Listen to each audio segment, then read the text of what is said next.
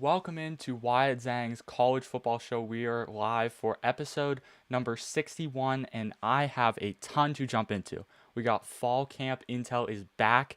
Teams all around the country are going into fall practices, and we're going to be talking about the biggest questions for some of the top teams in college football. We got 4 teams we're going to talk about for fall camp, and then we're going to jump into record predictions. I'm going to be predicting the record of a lot of SEC teams. It's going to be a little bit of an SEC heavy record prediction show because we've already done a ton of YouTube shorts predicting a lot of the Big Ten. I did almost the entire top half of the Big Ten.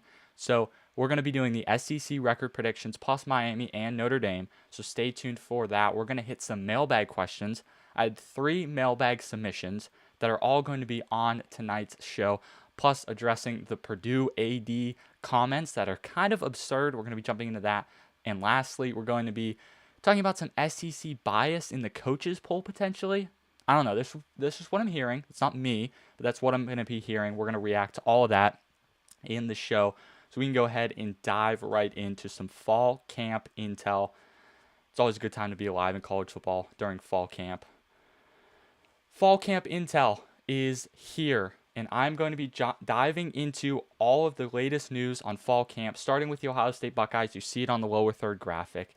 I wanted to start with Ohio State because there's some key things to talk about. There's some key stories and a lot of changes in key position battles I wanted to dive into on the show. So starting off with Ohio State, the key story with them is around Legend Bay, their running back, who is not practicing due to violation of team rules. Although he did come back Saturday, which was yesterday. He came back and played. If you're watching this on Sunday, he came back yesterday on Saturday. He came back to practice and practiced with the team, but for a while he was not practicing. For I think 2 days was the suspension. Now sources say, this is all sources that are saying this, reports that this is not a big deal. And I would agree with them. And the reasoning is it's not a big deal because it would have been more than a 2-day suspension. Like, he only got suspended 2 days and was out of practice for 2 days. And they're saying, a lot of sources around the Ohio State program are saying that this would have been a bigger deal if it was more than 2 days. So it looks like it's going to be fine there. And then I want to talk about the offensive line for Ohio State. Their offensive line, in my opinion, is the biggest question on this team. And there's reasons for that. The offensive line, they have some changes. So Ian Moore is now repping with the first team at left tackle. You see him on this graphic below. He's at the bottom of this graphic. He's repping with first team. Now, the reason he's repping with first team is he was on second team and now he's getting moved up. And I think he is really going to be a playmaker for Ohio State. I think he's going to really excel this offensive line. So he is coming in, and Austin Searvold, I think is how you say his name, is moving to right guard. I'm not very good with names. He's moving to right guard. So you'll see on here, he was the left tackle. He's now moving over to right guard. Ian Moore is moving from left tackle to now first team left tackle, if that makes sense. Gabe Van Sinkle also looks to be moving to right guard on second team. So you'll see the fourth name on this graphic. He is now moving to second team. So those are the changes that were there. And a lot of people, a lot of experts around Ohio State said that this was expected and kind of makes sense. Like, it makes sense because there were some questions around the offensive line and we were expecting changes and we're getting changes. So that's what's going on with the offensive line. There's some more notable names on this graphic like Luke Montgomery, Connor Hinsman, Philip Daniels. Those are all offensive line that I think are going to be key playmakers in 2026 that are going to help improve this offensive line. So that's Ohio State as a whole in terms of offensive line and biggest questions surrounding their team. Next is Texas. Texas has some questions heading into fall camp, and mainly it's the same with Ohio State. Offensive line. Offensive line seems to be the biggest concern for Texas, and it's not like the biggest issue. Like, it's not a big issue with Texas. I think that they'll be okay in the aggregate. Like, when you look at Texas's offensive line, Cole Hudson is cleared to return. He has 23 career starts. I think that's going to provide a big boost to Texas's offensive line. Like, I think that's going to take Texas from an average offensive line in the SEC to now a real serious contender in the SEC. because their offensive line is going to help them advance. So Cole Hutson's there to help them. The offensive line is starting to take shape. The offensive line looks good. Trevor Gooseby is an offensive lineman that I would look out for, who is going to be the highlight of this team, along with Brandon Baker, who, again, looking at this graphic here, Brandon Baker plays right guard. He's a junior. Trevor Gooseby is left tackle. He's a junior. So there is a ton of experience. There's 2 juniors and 3 seniors that are starting, and then they're bringing in Cole Hudson, who's a redshirt senior. So that is 4 seniors out of 6 offensive linemen. So it's a very veteran offensive lineman. It's not the best offensive lineman in the country, and I understand that. There's a lot of questions around how good this offensive line can be. I think this offensive line is going to be really good because of how I'm trying to think of the right word here, experience, I guess you could say. They got a ton of experience returning to this roster. So I'm very excited about all of that for the offensive line. As for Texas, there's some players recovering from injury. Jonah Williams, former 5-star DB, is back after shoulder surgery in March. So Jonah Williams was a key defensive back for Texas. He is now back practicing. He had shoulder surgery. It's hard to say for some reason in March. So I'm very keeping an eye on that as well. I'm very excited about what that can do for Texas at the defensive back spot. They also have Xavier Philasami. I'm not very good with names here. He's the DB, and Derek Cooper is also at DB. They are also getting high praise from coaches as well. So Texas as a whole, in fall camp and coming out of some practice reports, look to be a serious contender in the SEC and honestly beyond the SEC as well. They look to be a serious contender in the college football playoff picture. Next I wanted to talk about is Oregon. Oregon's the next team in fall camp I really wanted to talk about. The reason I want to talk about Oregon is I look at Oregon's team and they have some wide receiver injuries that we need to talk about. We'll pull up the wide receiver room graphic here. Dylan Gresham is absent. He's sidelined as of right now. Now, there is some you can mark that as a question for the offensive line that they're losing Dylan at wide receiver, and Evan Stewart though returns. Evan Stewart returns to the wide receiver room, and I think that Evan Stewart is going to be one of the most underrated wide receivers in college football. Like, I truly think that people are undervaluing what he brings to the table as a wide receiver in this Oregon Ducks offense. Like, when I look at Oregon, a lot of people say, oh, well, maybe the wide receiver room is going to hold them back. It is not going to hold them back. You're looking at names like DeCorian Moore in the wide receiver room. Even Jeremiah McClellan, I think, is going to have a decent year. And then you got Gatlin Bear and Messiah Hampton, who are freshmen, who are going to not play a ton this year, but those are guys for the future that you're betting on in the future, in 2027 and beyond. So as DeCorian Moore and Evan Stewart go, I think that's going to be the centerpiece of your receiving room. That's as wide receiver goes. We'll talk about their tight end here in a second, but they're also rotating some offensive linemen. I got that out of practice reports from Oregon's fall camp as well. Offensive line seems to be moving around, which, again, we expect offensive line movement for most teams in the country. Like, not that there's injury at the offensive line, but we just expect movement. This early in the year, you expect players to be moving, or this early, like, into the season, you expect players to be moving right before the season starts. Like, I expect all of this. There's nothing that, like, I'm concerned about for Oregon or Ohio State or Texas that I've talked about, but there is questions around these teams. So also for Oregon, there's a key position battle going on for slot corner. It's between true freshman Davon Benjamin, who has been a breakout player for Oregon, and transfer Carl Williams. So those two have been going back and forth for the slot corner position. That is a key position battle to keep an eye on. Like, if you're going to keep an eye on a position battle for Oregon, it would be that spot, the slot corner. They're splitting reps right now in practice, but a lot of coaches have said that they've been turning heads, which gives me a lot of confidence in Oregon, that their corner and DB spot has position battles, but the position battles and the players in those battles are turning heads. So that gives me confidence for Oregon in 2026. And lastly, I wanted to talk about an absolute breakout player for Oregon, and that is offensive line or tight end Jamari Johnson. That guy is taking over for the best tight end in college football last year, which was Kenyon Sadiq. who was an incredible tight end who's going on to the NFL first round draft pick to the New York Jets. Jamari Johnson is coming in, and coaches are saying that it's not going to be that big of a drop off, which is incredible to say after losing the best tight end in college football. So that gives me a lot of confidence in what Oregon can do in terms of recruiting and player development and player acquisition. It gives me a lot of confidence in Oregon. And moving forward in beyond 2026 and 2027 and beyond, that gives me confidence in Oregon. So Oregon's a team that's just building a lot of stock for me. Next, I wanted to talk about lastly, that's a wrong graphic there. Lastly, I wanted to talk about Georgia, the Bulldogs. Georgia looks to be one of the most interesting teams in 2026 in the SEC, at least in the top end of college football. Now, they have a lot of key injuries. I'm going to read you a list of guys that are coming out of fall camp or starting fall camp practices that are injured. There's a lot of them. This is a long list, but I'm going to read you off.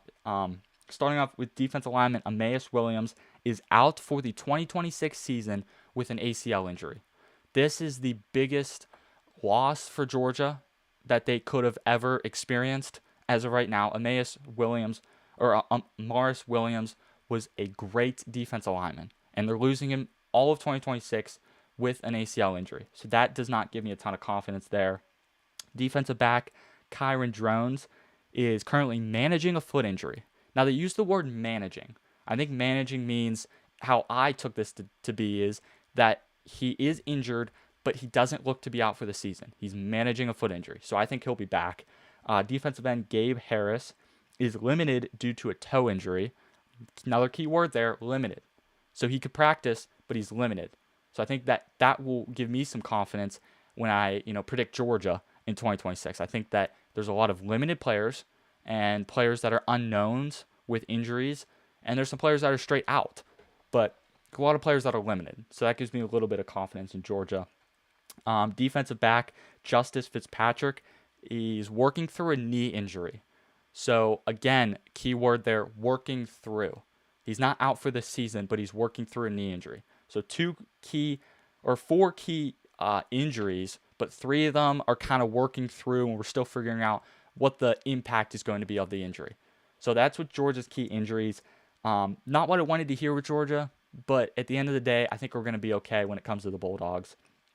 Key position battle. If it's up to me, their key position battle is the free safety spot. It is still unknown.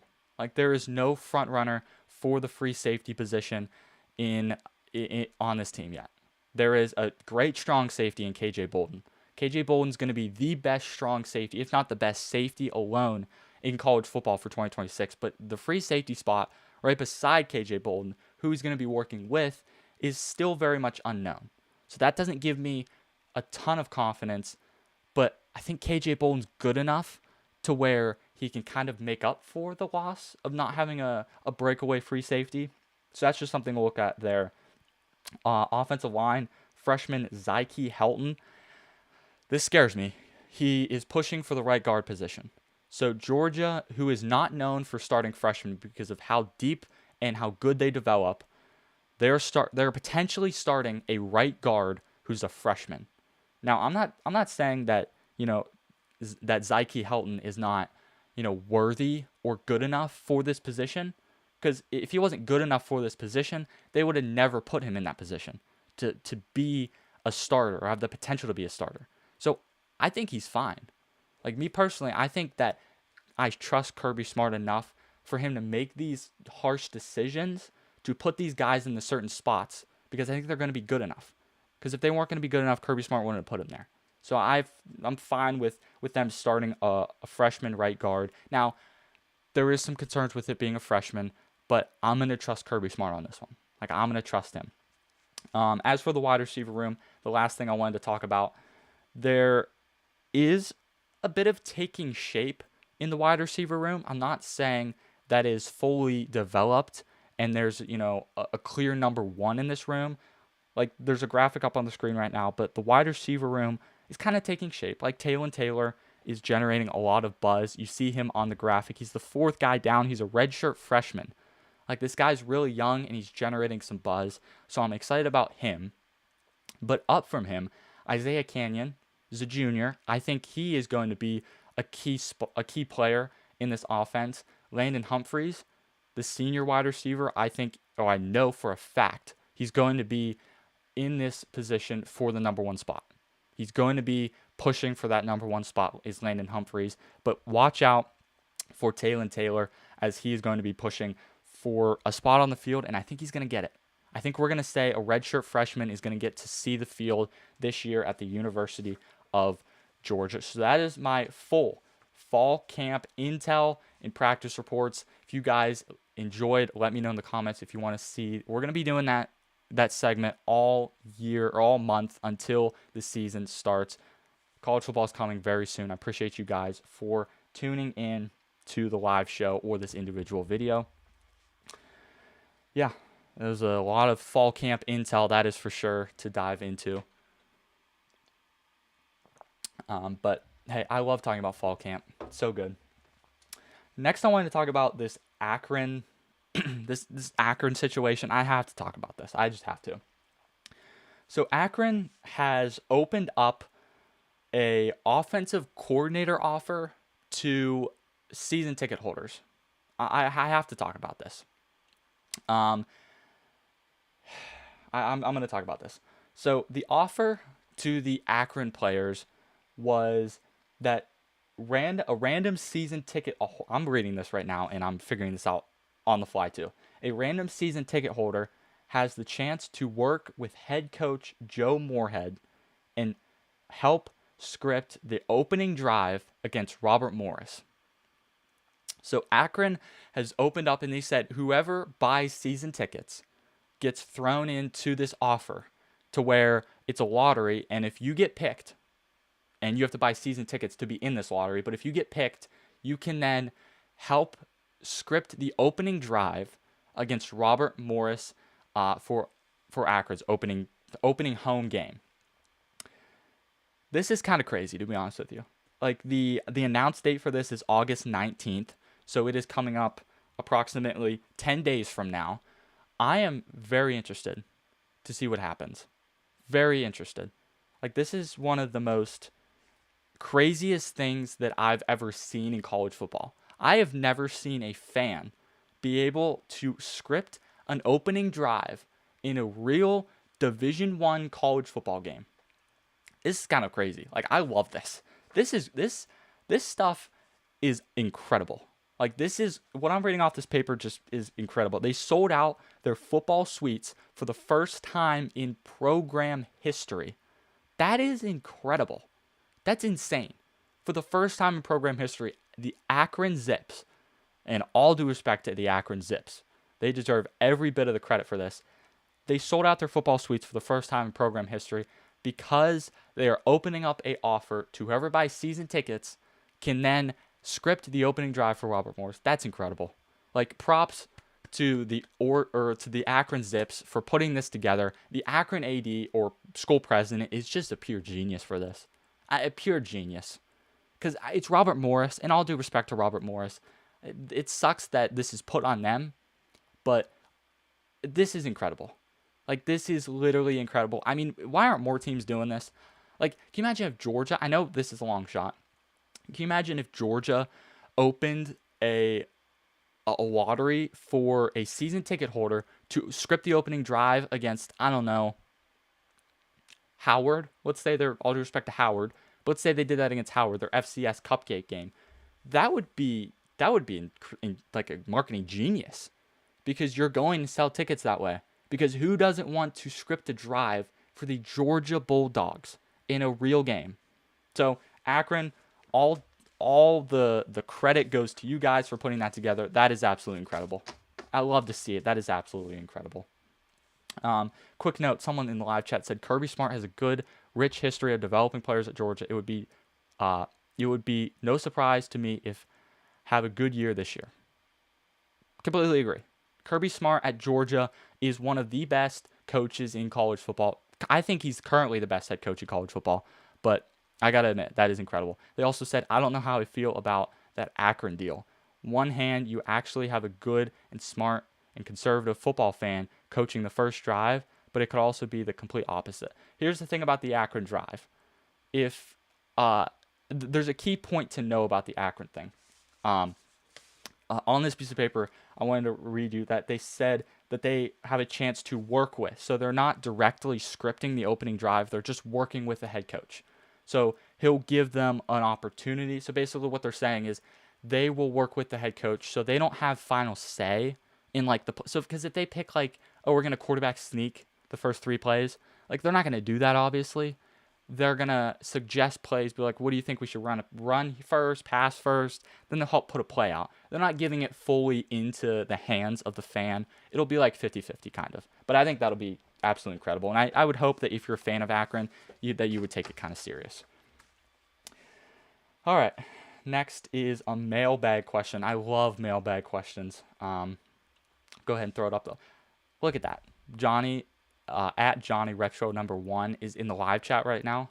And those are the questions I was reading in live chat. And boom, here's his mailbag question from earlier this week. Incredible. Well, don't you just love to see it? Incredible. How many SEC teams will make the college football playoff? That's the question for 2026. Well, I got hit up with a mailbag question. I opened the mailbag earlier this week, and Johnny hit me up, and he said, how many SEC teams do you think are going to make the 12-team playoff, and which do you think it will be? Incredible question. Thank you for putting that question in. I'm going to give you a list of some teams. I'll tell you which ones I think are locks to make the playoffs, which ones are potential teams to make the playoffs, and then I'll give you my final guess. So just purely starting off, like if we're just going off the rip here, I think Georgia, everyone knows that Georgia is most likely a lock to make the college football playoff. Like we could probably all agree they're most likely making the college football playoff. So that's number 1.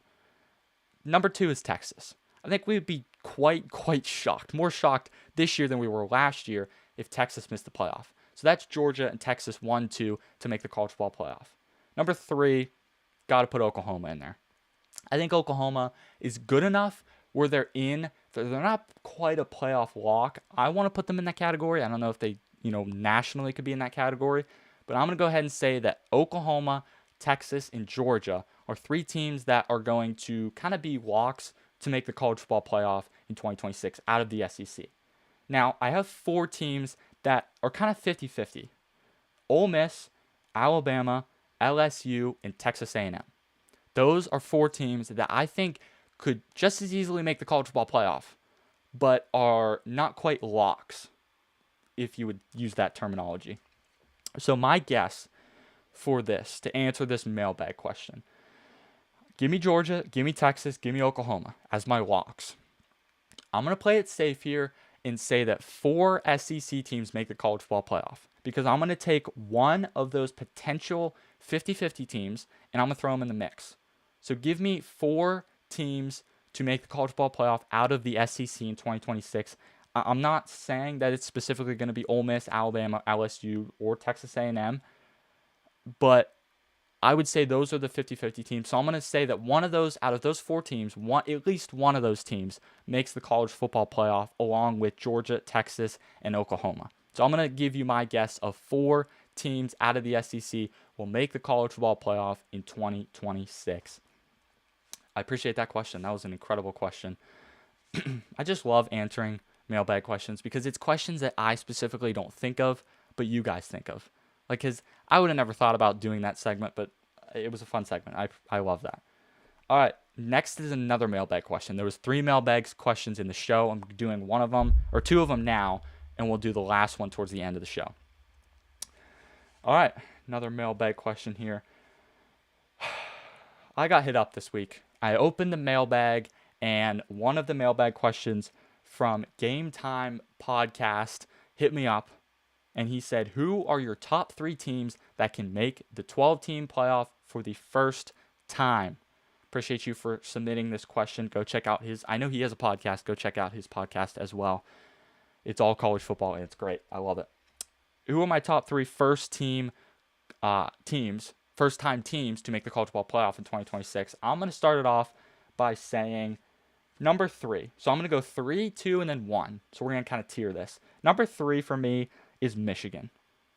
My only question for Michigan would be, can it all gel? Because if it does gel, like if we get Bryce Underwood, an improved year 3, um, if they, if Michigan just gels, if Savion Hitter at running back just jumps out from nowhere this season as a freshman and has a great year, like if things happen and things gel at Michigan, you could just as easily say that Michigan is going to be in the college football playoff. So I'm going to say 3 because Michigan has never made a 12-team playoff, by the way. Like, as crazy as that is, they won the national championship the last year of the 4-team. They've never made a 12-team playoff. So that's why I have Michigan at number 4. Number 3, sorry. Number 2 is USC. I think the pressure on Lincoln Riley is so immense that I think he's going to get it done this year. Like, that could be a hot take, could be kind of crazy, but I think that Lincoln Riley, with the pressure on USC, having to do it with Jade Mayava, with, I'm not even going to say an improved receiver room, but a new receiver room, I think that it's going to gel, it's going to work, and I think USC is going to get it done. So I think USC, they're a team that also has never made the 12-team college football playoff. I can't even recall. I don't even know if they made the 4-team college football playoff. I don't think that they've made the 4-team college football playoff either. So USC is definitely number 2 on this list for me. Like, definitely. Number 1, LSU. LSU has never made a 12-team playoff. They made the 4-team playoff. They won the national championship in the 14 playoff in 2020 or 2019 or 2019 LSU. Yeah, they won the national championship that year, but never made a 12-team playoff. Now, granted, we've only had 2 years of the 12-team playoff, and so some of these teams, it's like understandable that you had a 2-year down. Like Michigan was down for 2 years, and when I say down, I mean 9-3, 8-4. Like they were down a little bit, so it's understandable they haven't made it. Understandable USC hasn't made it, but LSU, I think they're gonna just peak this year. I think that they're going to have a 10-win season, and I think that they're going to make the college football playoff. So they're easily number 1 for me on this list. Also, I wanted to throw a quick, just honorable mention out there. My 4th team would be BYU, because if BYU, all they have to do is win the Big 12, and I think BYU has, we'll go ahead and say this, tied odds with Texas Tech. Maybe Texas Tech beats them out slightly in the odds to win the Big 12, but I would say BYU, if they win the Big 12, they're also in the college football playoff. So for me, I would say 4 is BYU as honorable mention, 3 Michigan, 2 USC, and 1 LSU. So those are some teams that I think will be first-time teams to make the 12-team college football playoff in 2026. Appreciate you guys for tuning in. We got a great, lively crowd, by the way. We got a lot of you guys watching. I appreciate you guys for watching. This is one of the bigger shows we've had in the last month, I want to say, because it's been kind of slow in the summer, but now things are starting to pick up. Another thing in the live chat said, great answer. I would really love to see Oklahoma thrive in the playoffs this year. Me too. Me too, man. Me too. I own a John Mateer Heisman ticket. I've cashed it. Not literally, but figuratively. John Mateer is my Heisman pick for 2026. So kind of need Oklahoma to have a good year to help that work. All right, next is record predictions. I cannot wait to dive into record predictions. I always love to do this. We did a series of shorts on the channel. So if you're a Big Ten fan and you want to know what your record will be for your team, we did them a bunch of shorts. So there's 6 shorts on the YouTube channel of Big Ten teams. So today I wanted to do Miami, Notre Dame, and some SEC teams. All right, let's dive right in. Record predictions for 2026. I'm going to be doing the top 6 teams in the SEC, plus Miami, plus Notre Dame, in these record prediction video. Wanting to start off with the Georgia Bulldogs at number 1 team I'm going to be starting with. We're going to be predicting every game. I am not going just giving you a record. I am giving you game by game who I think they're going to beat, who I think they're going to lose to. I have graphics made for all of these schedules, so we'll pull them up right now. Georgia's schedule is on the screen right now. If you're listening on podcast, you just have to bear with me. This is the part where it pays to watch on YouTube, but if you're watching on podcast, appreciate you. Make sure you like the video. Starting off with Tennessee State, number 1. That, to me, is a win. We don't have to talk about that too much. I think they'll beat the FCS team in Tennessee State. Western Kentucky, another home game, another non-conference game. It's a G6 team. I think they're going to get the win there. 2-0 when they start conference play. They go at Arkansas. This is going to be a tougher game than you think, but I still think they get the win by 3+ touchdowns. So starting off 3-0, this is where the schedule starts to pick up. Like, this is a little stretch of games that are going to be somewhat tough. So you got Oklahoma. It is a home game. You are taking on Oklahoma. I think that you get the win here. I think you beat Oklahoma, but it is a close game. I was back and forth. Like, I literally erased the W. I had an L, erased that, and put a W because of what I think is going to happen later in the schedule. So for Georgia, I think you start 4-0. I think you take out Oklahoma. Then you go to Vanderbilt. Or you get Vanderbilt at home, but you have to play Vanderbilt. I think you get a win at Vanderbilt. This is not the Vanderbilt team we saw last year. This is Jared Curtis Vanderbilt, which I think a potential upset, you could see Jared Curtis beat his former team. Just that'd be fun, but I don't think they will. I think they start 5-0.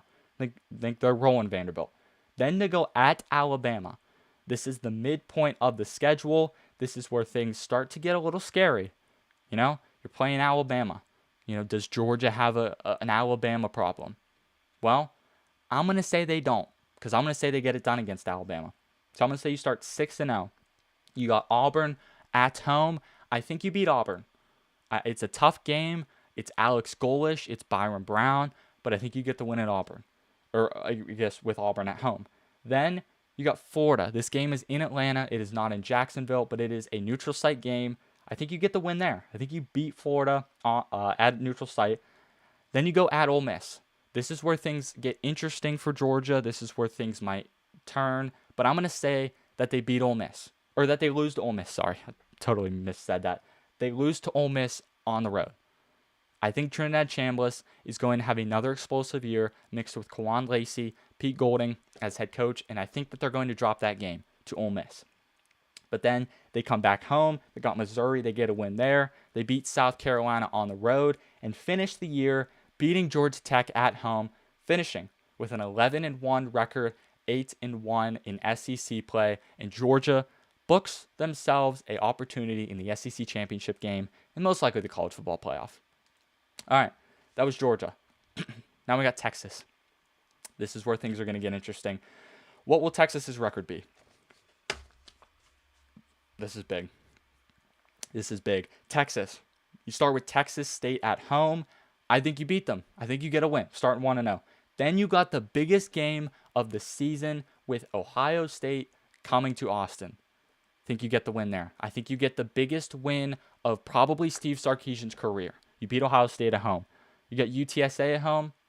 If you beat Ohio State at home, you could beat UTSA at home. Win. Starting 3-0. You go at Tennessee. Sneaky, tough environment, but you get the win there.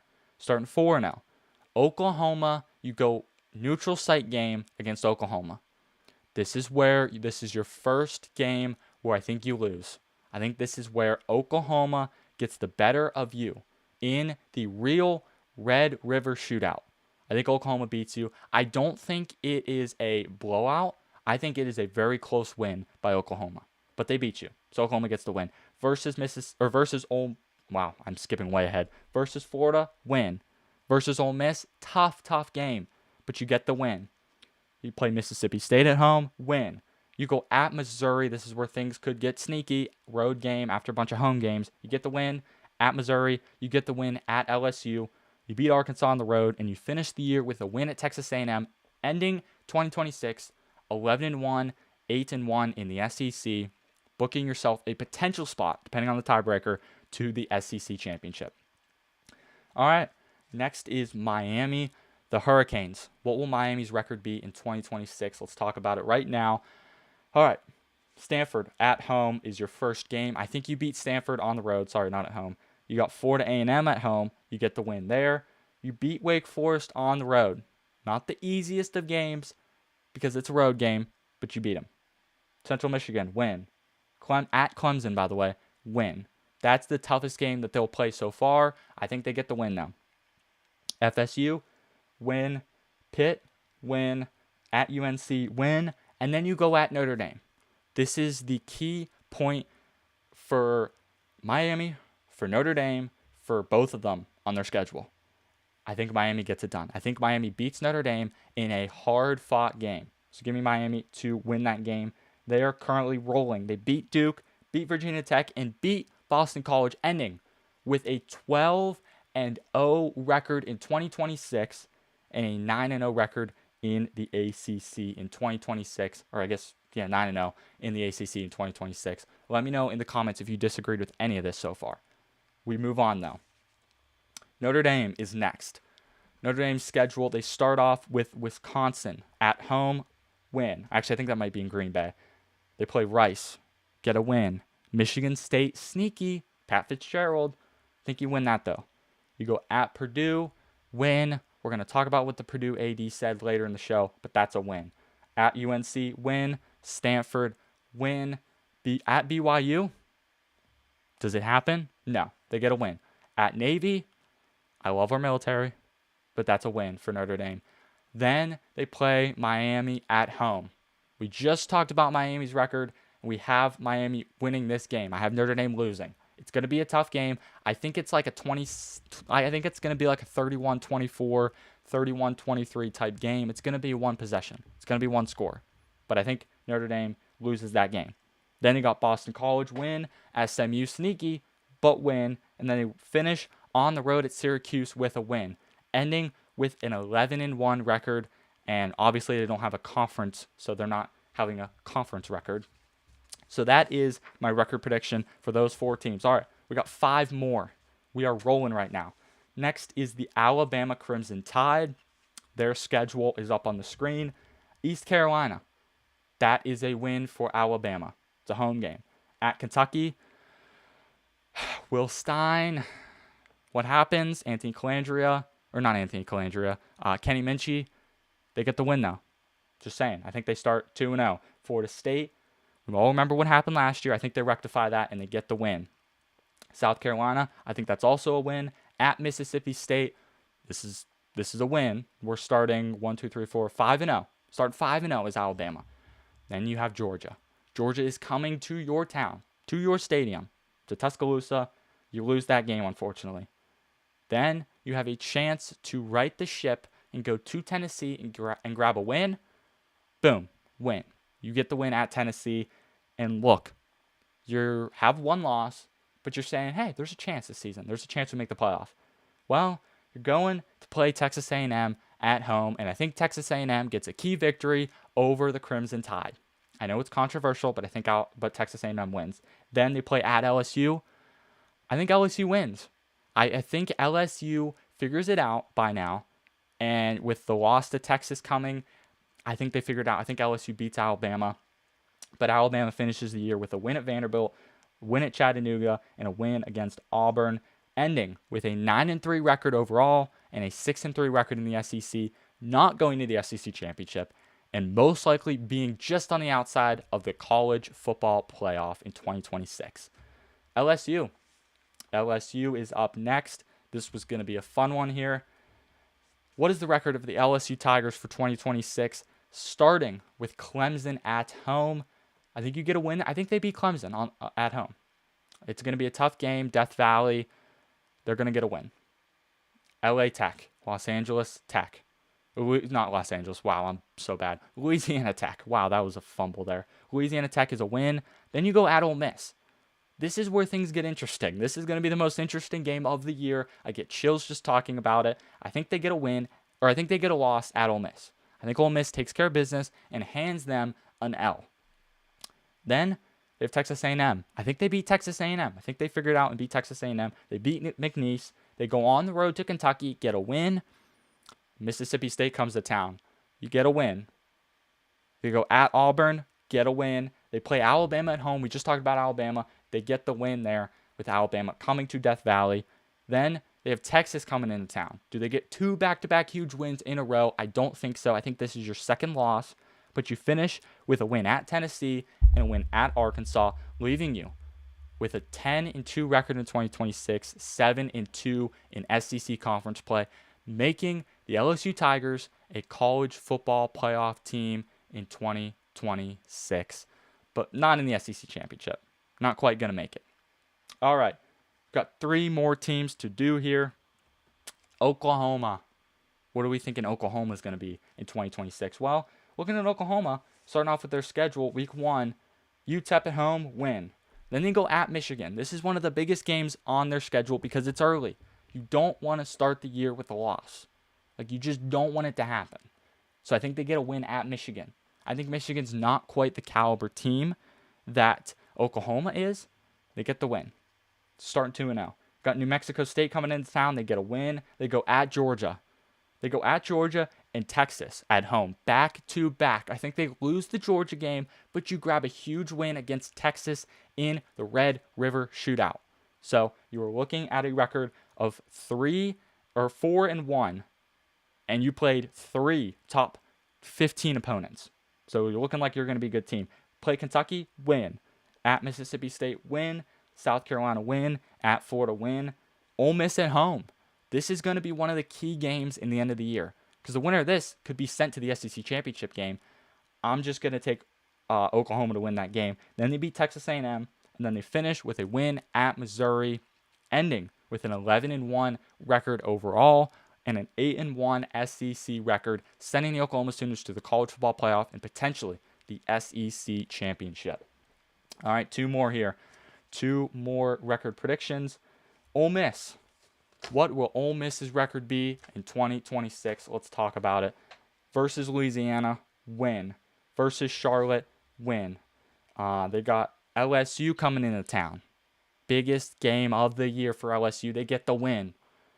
Everyone coming out with golf balls, mustard, just like Tennessee will be. They're going to be doing it too. So I think that they get a win there. Starting 3-0 at Florida, I think they get a win. I think they win. They got Vanderbilt coming. They have to go to Vanderbilt.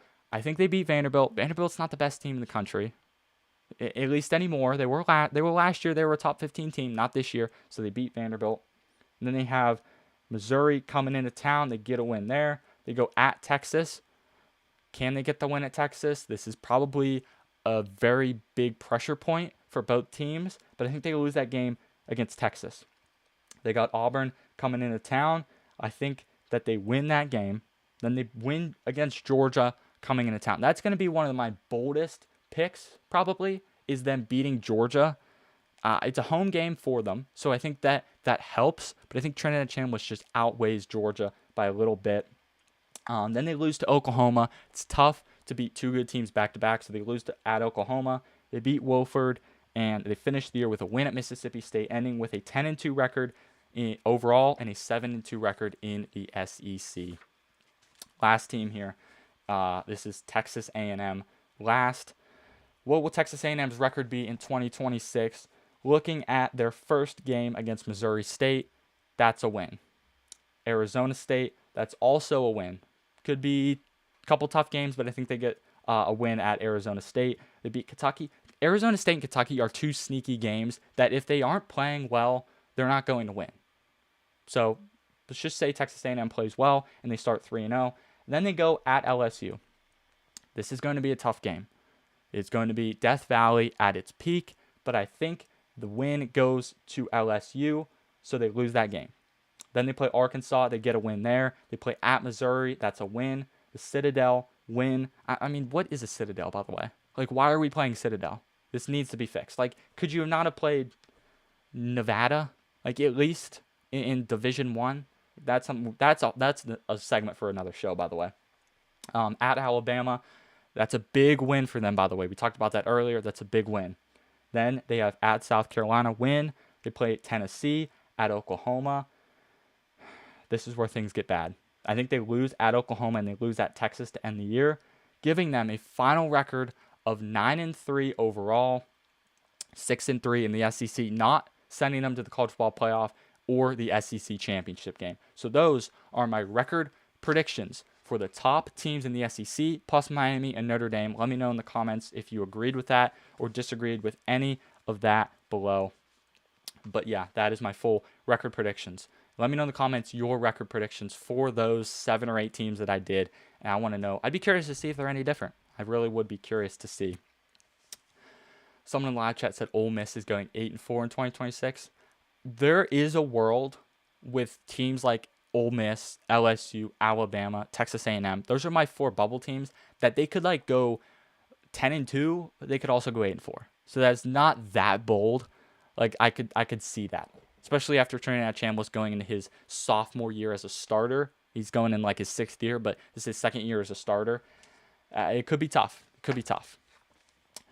All right, next I wanted to jump into one of the more embarrassing things I've seen in college football the past few days.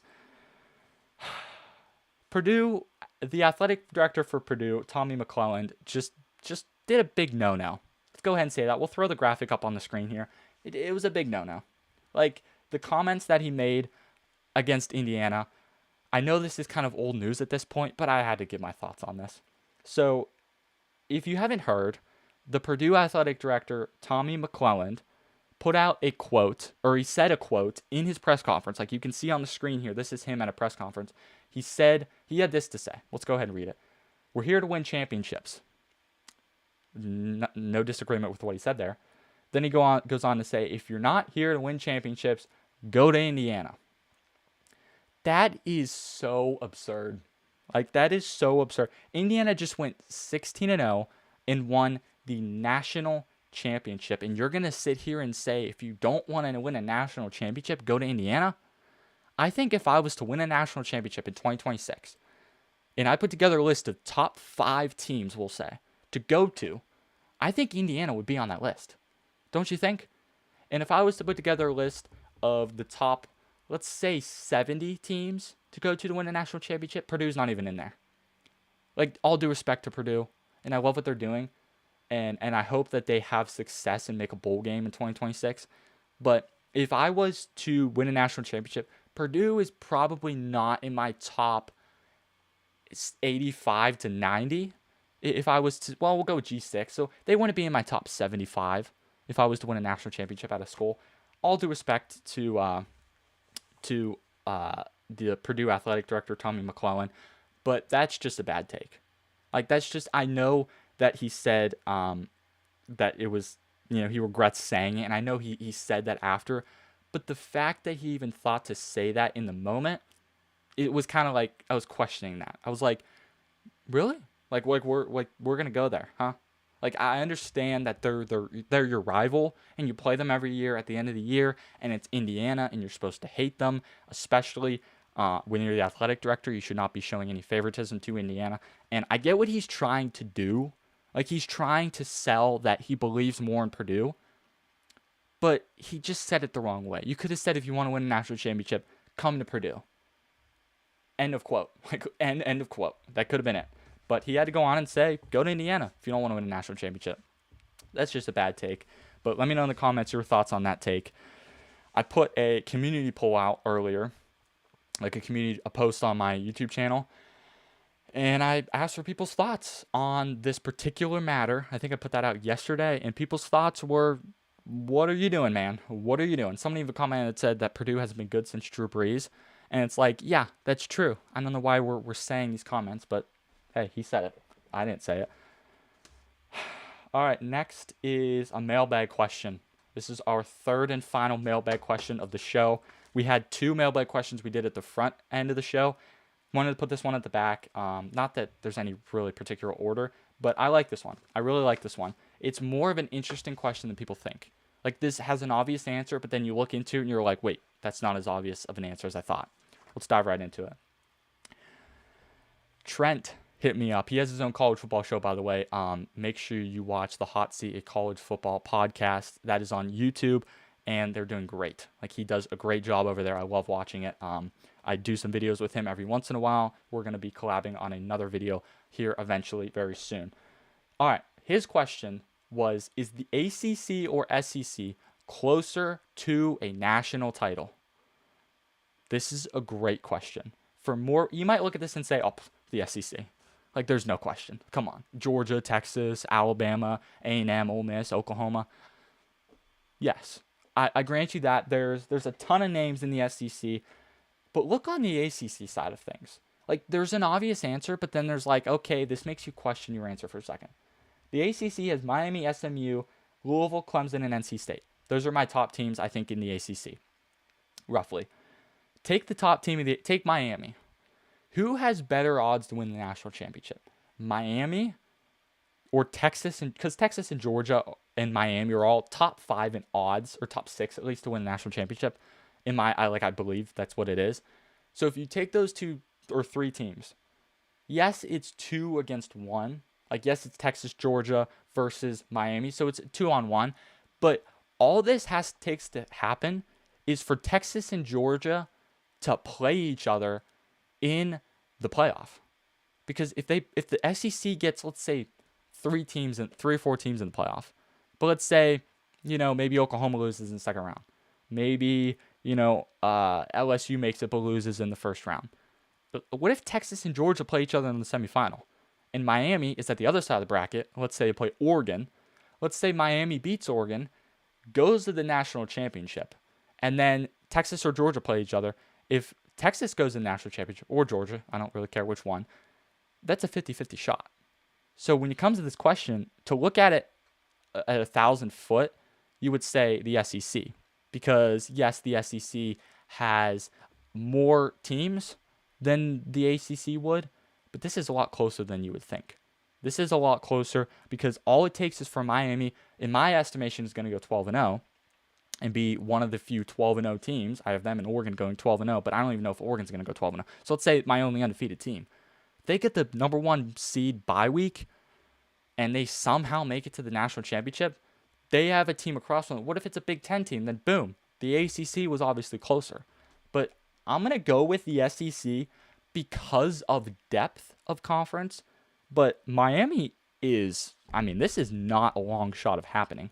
So my preseason natty pick is Miami. Like, I picked them to win the national championship. But I'm going to go the SEC because of depth of conference. But this is closer than you would think. Great question, by the way. I never thought of that. It's a phenomenal question. Absolutely love that. All right, we got one more thing to talk about in this show. And then we'll get out of here. This is a long show. We're 52 minutes roughly in here. So it's a long show. I appreciate you guys for watching. Great viewership, by the way. Great viewership. Absolutely love the viewership, which when I do the show live, I get way more viewers than when I do it premiered. So obviously you guys love the live stream better, which I can interact with the live chat. So it is a lot funner. If funner's not a word, but you know what I mean. All right, last thing here I want to talk about. So some SEC bias allegations have been going on in terms of the coaches poll. Now, I haven't said any SEC bias is going on in the coaches poll, but other people have. And this is just an example. I'm not saying that this person is specifically the one saying the SEC bias, but this is an example of what people are saying. Sounds a little something like this for those of you listening on podcasts. Texas being at number 4 over Indiana and Notre Dame is biased. You could look at that. I look at that and say, okay, let's take a breath here. There is a lot of allegations of SEC bias in the coaches poll. And I understand where you're coming from. You're looking at it and saying, why are there so many SEC teams in the top 13 or top 15 of the coaches poll? Let's pull up the coaches poll real quick. Let's get this out of the way here. Here's the coaches poll. So, number 1, Ohio State. Number 2, Oregon. SEC bias. Number 3 is Georgia. Number 4 is Texas. So you don't see a single SEC team until the 3rd spot in the coaches poll. So 3 and 4 are SEC teams, but 1 and 2 are Big Ten. That's SEC bias.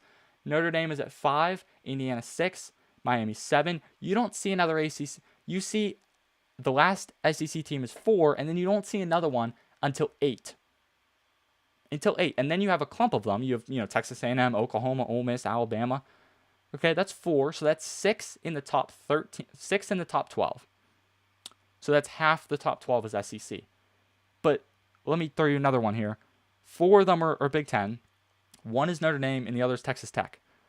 Like, how is this biased? Who would you put in the top 12 over those teams? Okay, maybe you can make an argument USC deserves in over Alabama. But you can't sit here and say Michigan deserves to be in over Ole Miss, Oklahoma A&M, maybe Alabama. But that's 1. Okay, take 1 out. Penn State certainly isn't a top 12 team. Washington's not a top 12 team. USC is literally the only team that is top 12 caliber that would replace an SEC team. Because certainly you could say LSU is a top 12 team and replace them, but that's another SEC team. There is just, when you look at the Big Ten is better at the top. Ohio State, Oregon, Indiana. They're better at the top. But the mid-tier and lower of the SEC is just better than the Big Ten. I am not saying that the Big Ten or the SEC is better than the Big Ten. Like, I'm not specifically saying that. But what I am saying is the Big Ten, I'll go ahead and just clear the room here. The Big Ten is better than the SEC. They're a better conference because they've won the last 3 national championships. And the SEC has to shut up and sit down until they prove it on the field. Like, until they win the national championship, the debate's over. The argument's over. Like, the Big Ten's the better conference. So, as for SEC bias in the coaches poll, if you think there's SEC bias in the coaches poll, I want you to do a little exercise, because I did this myself. I want you to do a little exercise. Take a piece of paper and mark spot 1, 2, 3, 4, all the way 1 through 25. Put 25 little slots. I want you to put together your top 25 for college football in 2026. Then I want you to tell me how many SEC teams are in your top 15. And I want you to know if there is more than 6 teams in your top 15. Are you SEC biased too? Just let me know. Let me know if your top 15 teams in college football would have more than 6 or 7, or have less than 6 or 7 SEC teams. I could not figure out how to do it. I could not justify LSU and Alabama being outside the top 15. I could justify Alabama, but I couldn't justify anyone else. Could not do it.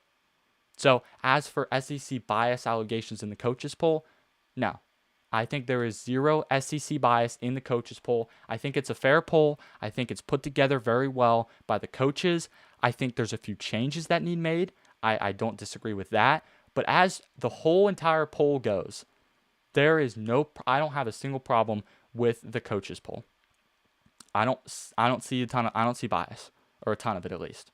So that's my take on the coaches poll. That is my take on the bias allegations in the coaches poll. Let me know if you would agree or disagree with that in the comments below, but I certainly disagree with that. That is not only the segment, but that is also the show. I appreciate you guys for watching live show tonight. It was great to be back, and I just love doing the show live. We got a lot more views, so I appreciate you guys for watching. We will see you guys back here. I'm skeptical on a Thursday show. I'm really busy this week, so I'm skeptical on a Thursday show, but we'll definitely see you back here Sunday. I'll let you know about a Thursday show. See you guys whenever we have a show. Hope you guys have a great start to your week, and God bless.